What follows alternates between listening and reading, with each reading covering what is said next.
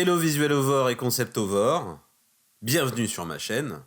Aujourd'hui, on va parler de l'expressivité dans le dessin. Et pour pouvoir vous montrer ça, je vais m'appuyer sur une illustration que m'a envoyée NDI, qui faisait partie des illustrations qu'il m'avait envoyées auparavant, et notamment une partie des illustrations que j'ai traitées dans cette vidéo. Alors je ne sais pas si c'est là, ou si c'est là, ou si c'est un autre endroit qu'elle apparaîtra sur cette vidéo, mais vous pourrez la retrouver sur ma chaîne. Et l'idée, c'est de pouvoir voir comment on peut améliorer cette illustration. Donc commençons par regarder le dessin de NDI, justement. Alors, comme pour la vidéo précédente, je ne vais pas faire une redite, je pars sur la colonne vertébrale du personnage et je fais étape par étape l'allumette à partir de cette colonne vertébrale. Je rajoute du volume jusqu'à arriver à l'assemblage des muscles et l'habillage du personnage. Donc jusque là, rien de nouveau sous le soleil. Il y a plusieurs outils pour l'expressivité. Donc on a parlé des lignes de force, je reviendrai sur les lignes de force un peu plus tard. Mais il est important aussi de connaître des logiques de plan. Donc là, ce que j'ai utilisé, c'est la contre-plongée. La contre-plongée, c'est la caméra ou l'œil de la personne qui regarde est sous le personnage. C'est ce qui amène de la puissance au personnage. Vous pouvez voir dans beaucoup d'œuvres réussies, je vais prendre, je sais pas, Star Wars dans ses meilleures représentations. Quand vous voyez Dark Vador, en général, il est en contre-plongée. Et les seules fois où il est en plongée, donc dans le plan inverse, où là, cette fois, c'est la personne qui regarde, qui voit la personne d'en bas, c'est qu'il est vraiment en état de faiblesse. Donc là, moi, ce que j'ai compris, c'est qu'un personnage de l'univers de Batman bat un Predator, bah du coup, elle est fière, quoi. Et elle est donc puissante. J'ai, au niveau du haut, exagéré ce plan en contre-plongée. Ce qui donne une ligne d'horizon plus ou moins au milieu de son corps. Le haut de sa tête est en arrière, tac, contre-plongée. Le bas de son corps est en plongée. Mais ça, c'est des règles de perspective. Si ça vous intéresse qu'on creuse, on creusera, à vous de me dire. Juste en donnant ces éléments-là, on rajoute de l'intention, du show don't tell, mais en plus, on rajoute de la dynamique, du réel, du crédible. Mais c'est pas suffisant. Il faut aussi travailler sur les raccourcis. Les raccourcis, c'est notamment la ligne de la ceinture scapulaire qui n'est pas dans le même angle que la ligne des hanches. Ça donne une torsion, une énergie, une élasticité. Ça ressemble à la vie. Puisque, tu l'auras observé, vous l'aurez observé tous, si vous regardez des arbres, si vous regardez la mer, la montagne, des nuages, vous allez voir qu'en fait c'est extrêmement rare d'avoir une forme qui soit symétrique.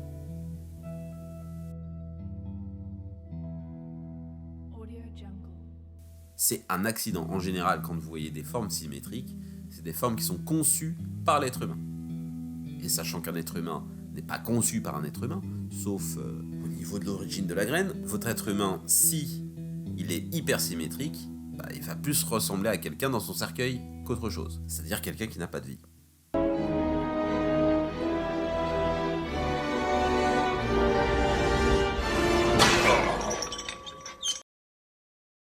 Là, ce qui est important, c'est donc de jouer avec les raccourcis. En donnant de la torsion, on est dans un élément plus naturel, puisqu'on a un personnage en mouvement. En faisant ces raccourcis, on est dans une gestion du relief et de la distance. Donc épaule gauche en arrière, épaule droite en avant.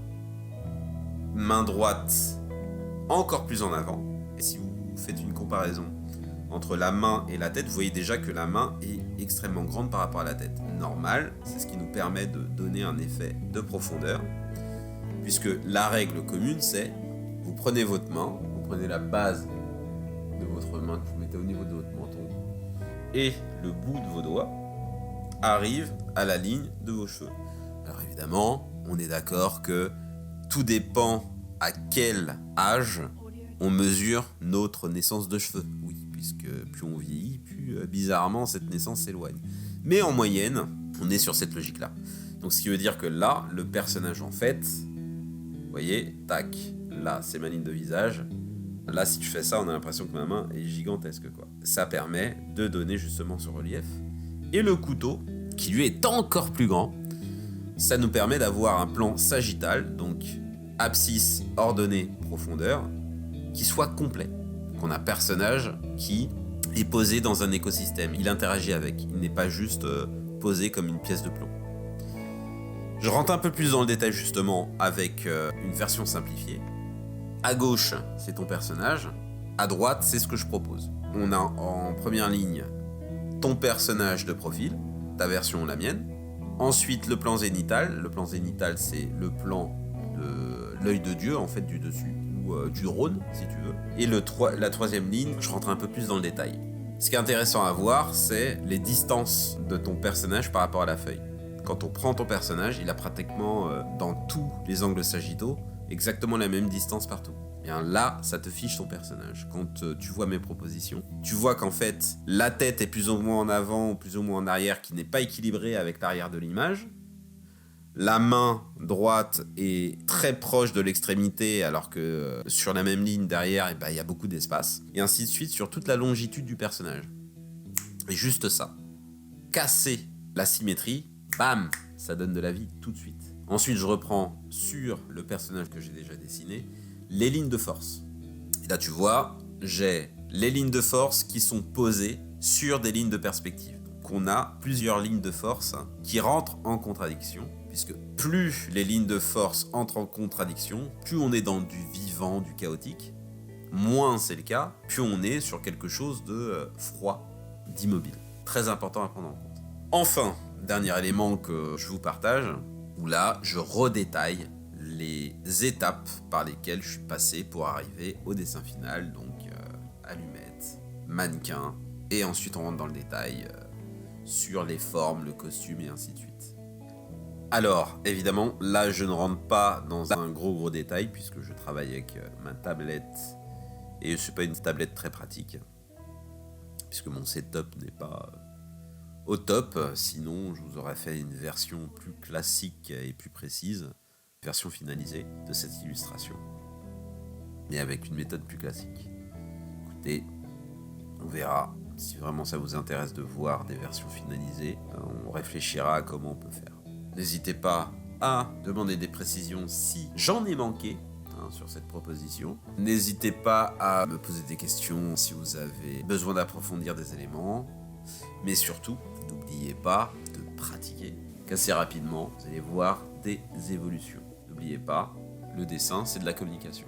Pas juste quelque chose que vous faites tout seul, c'est quelque chose qui à un moment s'adressera à d'autres. C'est votre pouvoir, que vous puissiez être compris ou pas.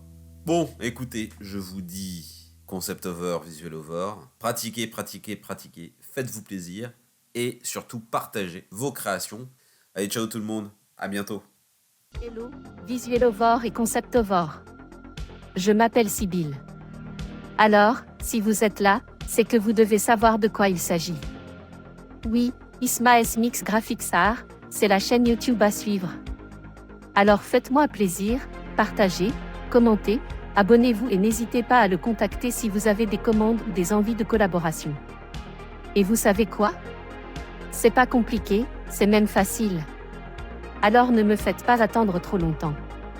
Au travail.